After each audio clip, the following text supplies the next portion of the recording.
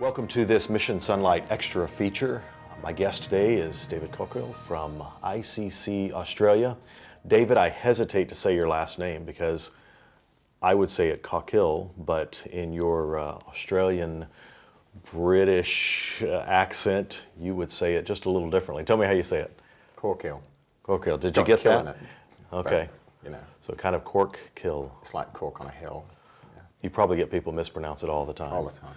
Yeah, with the last name Beeson, we get quite a few derivatives of what that is as well. So, David, you and your wife Esther work for ICC Australia.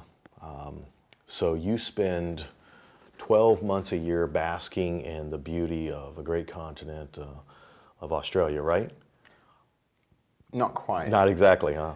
It is a great continent and worth basking in those beautiful golden sun rays, but we spend a bit of our time and some months of the year traveling.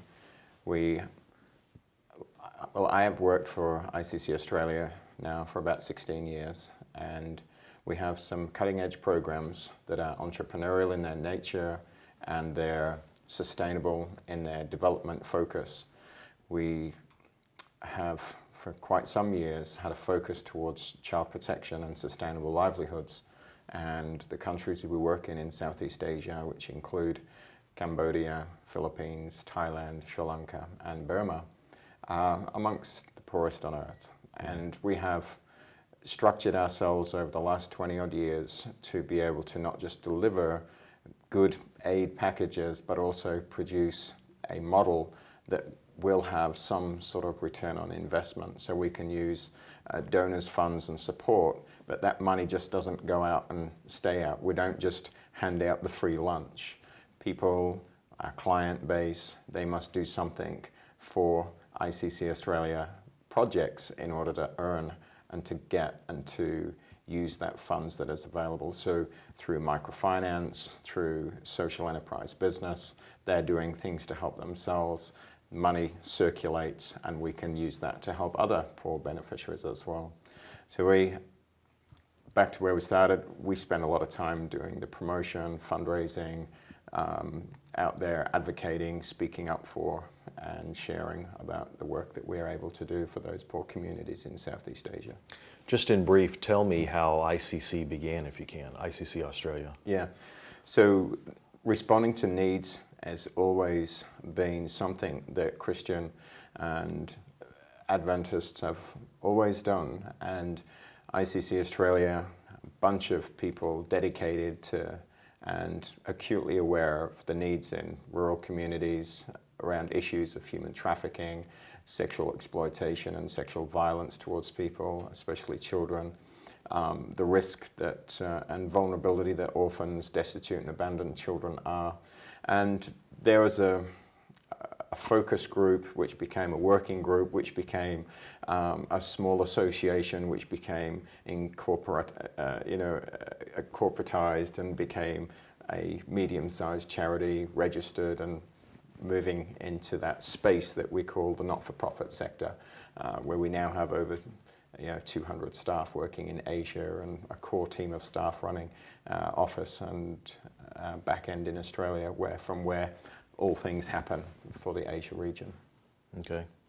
And ICC obviously stands for something. Tell us the full name of the organization and how folks can contact you too. Yeah, so we're International Children's Care Australia, and that is not to be mixed up with other international children's cares or other ICCs. If you Google ICC, there's about 2,000 ICC acronyms. Right, and it's International Children's Care Australia. Okay, and the website? At www.iccaustralia.org.au. Okay.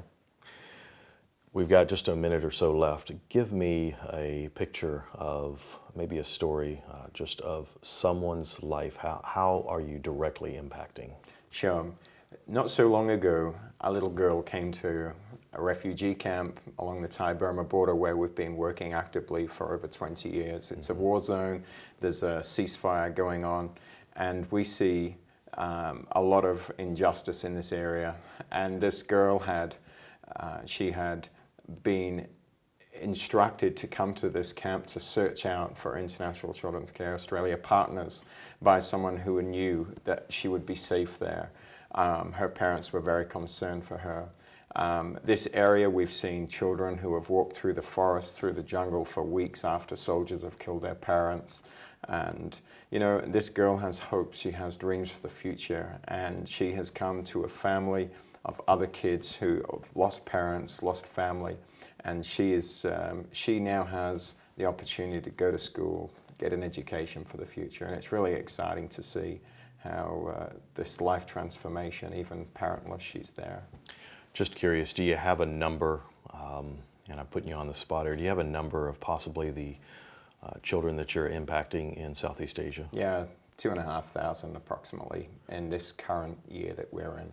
Would you say that's, okay, so an annual, okay, good. All right, one more time, the website, how they can contact you, and I'm assuming at the website they can learn more information about the ministry and more information about how to give. And how to volunteer. Okay, good. www.iccaustralia.org.au. Thank you for joining us for this Mission Sonlight Extra from the South Pacific Division and International Children's Care. Be sure to join us for Part 2 of David's interview on this Mission Sonlight Extra DVD.